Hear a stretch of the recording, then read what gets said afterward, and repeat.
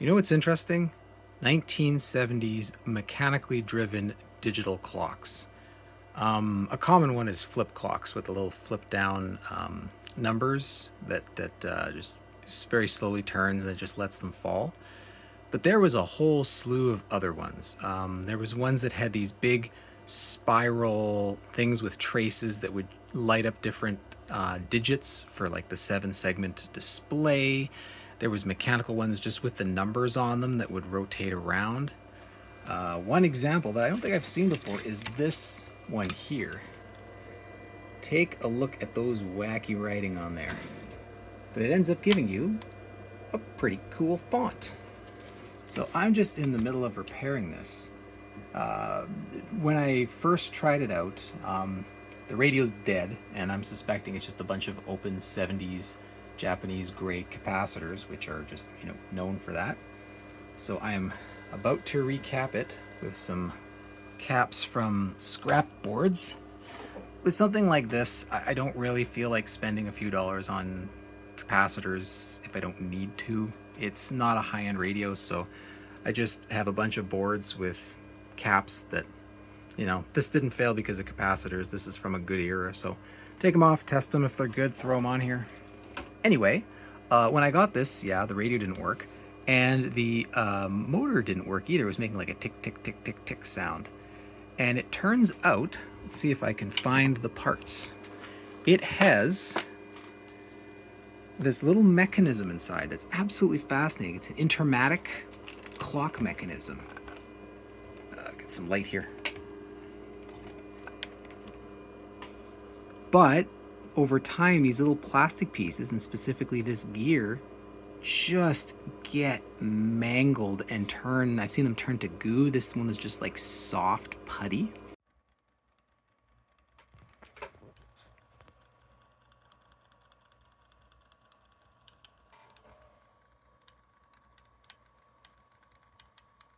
So I went, oh man, maybe I can find a replacement gear, because that's way too small. Like, you look at the teeth here, this is too small for me to successfully 3D print. And, I don't want to crap on the person selling these replacements. Good on him, there's a market for it. But it was $35 US, plus about $17 US to get here. So I'd be looking at spending around $70 Canadian to repair this motor in an $8 thrift store find. So I couldn't justify that. But then I found a video that someone uploaded, and link it here. It's a YouTube short. I don't normally like shorts, but he mentioned, oh, hey, by the way, there's some intermatic lamp timers. This is just it all ripped apart here. But there's intermatic lamp timers that use the same or a similar mechanism. Now, obviously, the gears in this are different. The output is different. But the interface, so you have the two windings here, and then you have this little, I can never remember which is the stator and which is the rotor, but the other piece of the AC synchronous motor just boop goes on there. This one's all mangled, so it's not going to fit.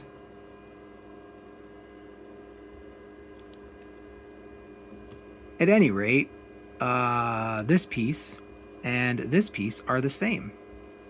And what's very cool, I'll show some video on it, but so this motor, with AC motors like this, they'll start in whatever direction. They'll move depending on when you plug it in, and where the AC waveform is when it powers up will determine what direction it goes. Correct me if I'm wrong, but that's my understanding. And so that's why AC motors will typically have a starting capacitor that will charge up and move it in one direction. So it goes in the same direction every time.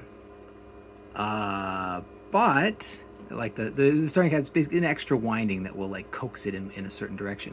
This is really simple. It's just, 2 wires going into it. And it will start in whatever direction it sees fit. But it's got this little mechanism here. The one I pulled out only has this one piece here, but the other one has 2. So what happens is this starts spinning, and it's driving this gear. And this gear will move this little arm in one direction or the other, right? So let's say it's sitting down here. It'll either move down if it's going in the correct direction, so this can spin past it, or it will go up and block this piece from moving, and the motor will stall out and start going in the other direction. Starts going in the other direction, moves like that, this moves out of the way, and this just spins freely.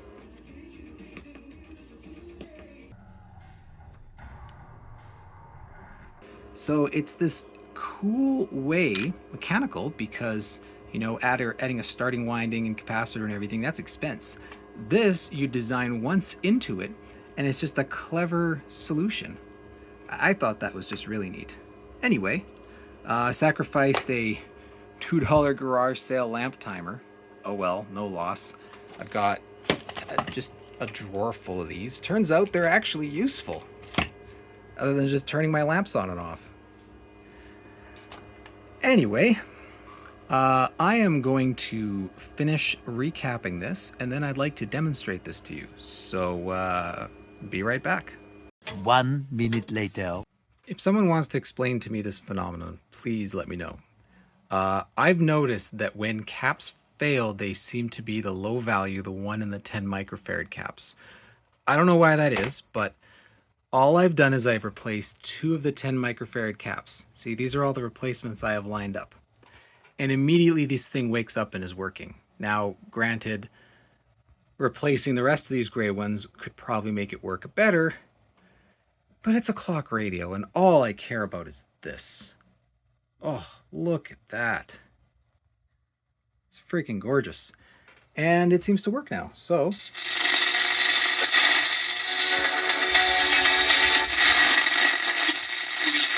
Crowds of people watch in horror alongside. Sounds about as good as I would expect. I don't really care if the radio works well. I mean, maybe I'll continue. These are kind of a pain in the butt to replace. But yeah, 2 caps. All it took was the 10s right in here. Right, I don't even know where these are connected. Somewhere in the radio stage. Not even anywhere near the audio, so interestingly it was dead over here. There we go, all ready to go back together. This may look like a mess, and yes, those are wire morettes with electrical tape over them. That's what was in here when I got it. That was from the factory. So I just put some fresh electrical tape over them. There's the heat shrink for the new connection to the new bulb I put in there. Now that's electrical tape, and that originally had 2 little bands of heat shrink, but I'm out of stock for a large enough heat shrink to go over that, so that'll have to do. These wires were all held together with electrical tape. I sprung for a tie wrap, and yeah, the only 2 capacitors that were replaced. I do want to say, if you're going to be doing this for anything substantial, like if you want to fix this up and actually use it regularly, replace all the capacitors. These are going to be shit. Like, this is working despite these caps probably all being garbage. For safety, for reliability, especially if you're going to fix it up and sell it. In this case, this is just a shelf queen, as Shango calls it. It's going to sit there. It's going to look pretty. I'll plug it in every once in a while to look at the clock, show it off. Maybe I'll use the radio. Probably not. It's not going to be a great performer, but I like to have it working. So yeah, don't treat this video as gospel. Don't do what I did. Don't do what Donnie don't does. And here it is. In its, I want to say, complex ugliness. This is a gray that has a hint of green to it. Lloyds being sort of a cheap brand. See LE, Lloyds Electronics, with this very basic tuner that you saw in those low-end alarm clocks. I think GE used this at one point. Sort of vertical tuning. I mean, it works. Let's take a look here. So on the side, you have your typical controls. Alarm set, that's going to be the same as a flip clock. So you can hear it click with the alarm on and off. And then this is time set. Now, because this isn't a flip clock, this can go either way. And you can just sort of give it a spin. Or go that way. And also, when looking at this, depending on the angle you look at it, It's not actually as bad as it was when I had it open.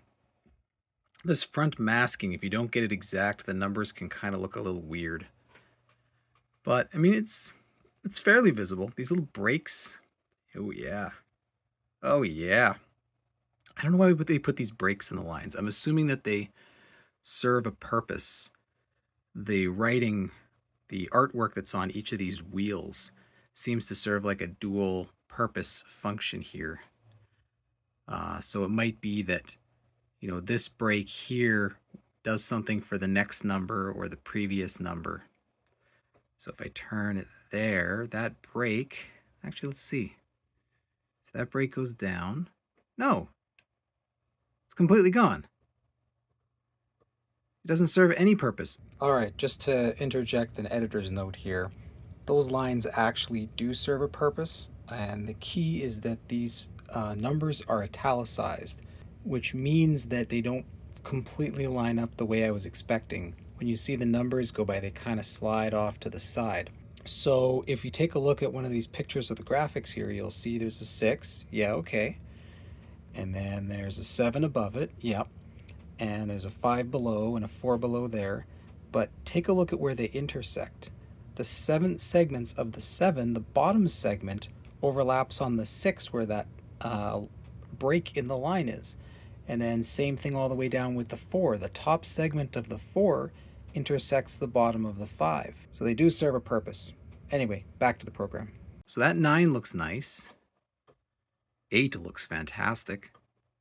Well, 7's pretty good too. 6 has a break in it. And if we follow that break, it goes all the way down, see? Oh, it's fighting me. It's funny because it just changed over. I actually felt it on this knob fighting me. I had to let go. So that's interesting. If you're setting it, you got to be careful when it goes on the minute. But anyway, that little line there, I don't know if that was necessary, but like on the 3, it really makes it kind of hard to see. The 3, the 2, the 5. 4 is good. 6. Some numbers are excellent. Some are kind of, sure you get used to it, but it was a thing. And the backlight with the light bulb I put in there looks excellent. Let me shut these lights off. Oh yeah, that glow is just wonderful. I put a 6 volt, 140 milliamp bulb in there. I don't know, I know it was a 6 volt. It's just coming off of a tap, off of a winding on the transformer. I do not know what the wattage of that previous bulb was. So I had to take a guess, but this doesn't seem to get too hot in there, and it lights up very nicely, so I'm just gonna leave it. Anyway, let's test out this crappy radio. I'm in here, passionate about comfort. Grow your business where business is growing at McGilvery Business Park. Phase 1 sold out fast. Lot. Phase 3. While reporting on October 7th. He was just 21, still new to journalism. On his Instagram, you can see that in his post just a few years ago, he was still practicing.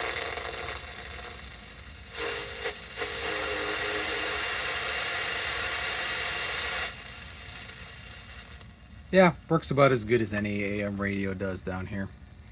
We don't have a lot of AM stations that are close enough to pick up in my basement with all this electronic stuff around.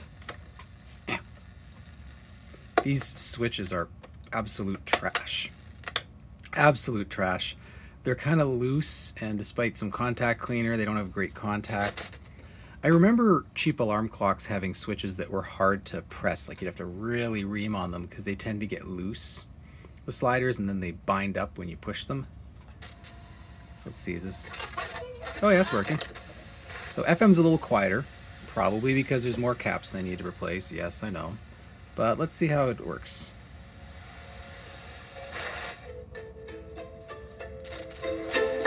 Something else I saw over and over on the list.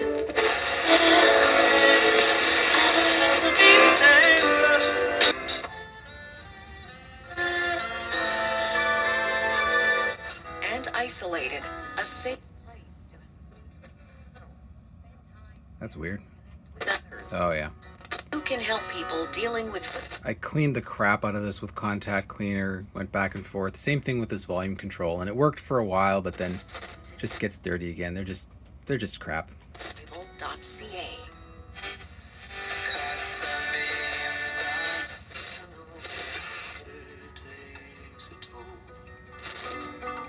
And every day I'm preparing for the cold.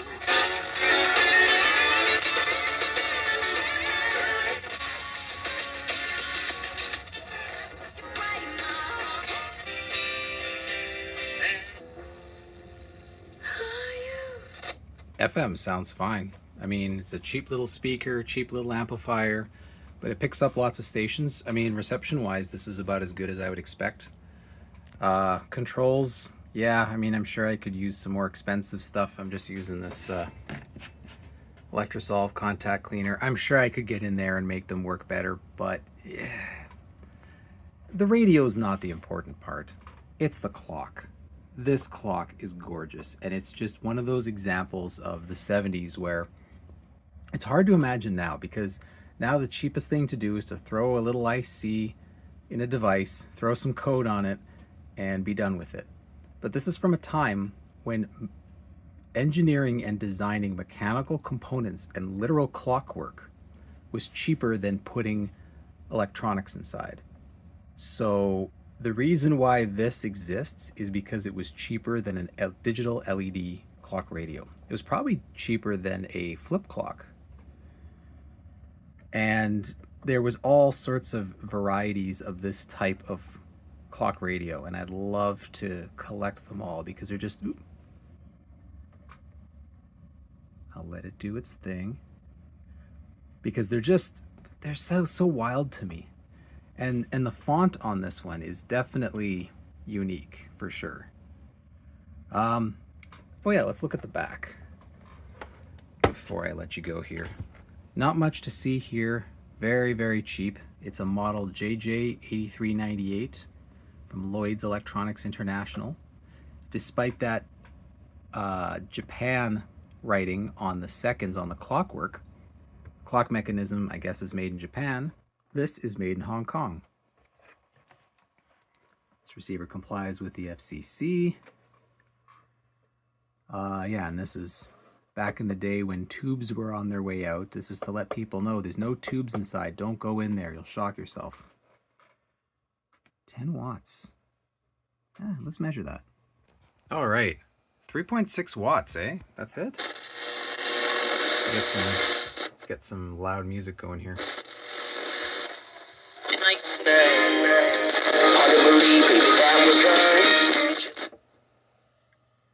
5 watts. Maybe it's power factor. Let's try this. No. 6 watts max. So I don't know where the 10 watts comes from. Interesting. I guess that's 10 watts theoretical maximum in certain situations. One last thing. I noticed that this only has the auto function. So the volume control doesn't have a click to it. So it doesn't have a buzzer. It looks like it only has the radio alarm. So I'm going to turn this up. And let's just give it a try here. So we're at 12. So there's an AM PM. So it's got a little arrow saying AM there, which is kind of wild. Okay. So it's 12:37 AM. And let's go do. That's PM. I'm gonna go to...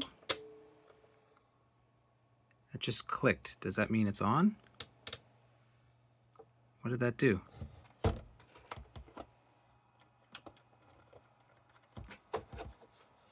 didn't do anything. What the shit? Okay. Okay, so this AM PM indicator will slide over when it turns on the radio.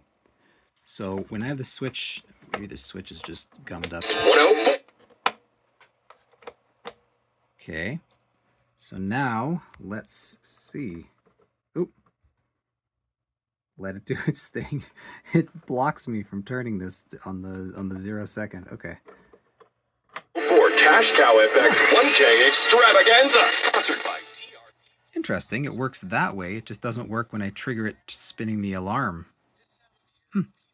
Cool. So now you see it's slid over. Oh boy, there's a lot of reflection there. You see the AM is kind of slid to the side. So if we go, so that was at about 1240-ish. Let's see when it shuts off.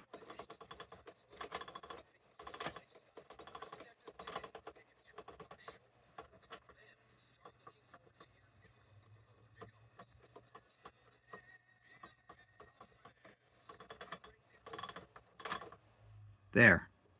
About an hour and 15-ish. And then it slides back and shuts off.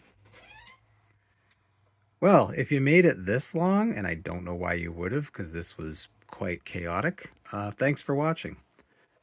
This is a really neat alarm clock, or clock radio, I guess, technically. Very neat clock radio. Wanted to show it off. Kind of a budget, like, what does that say? Dime store they used to call them? Like cheap department stores. It's the one where you ask for a digital clock radio for Christmas, and Grandma gets you this, and she's so proud of it. Anyway, bye.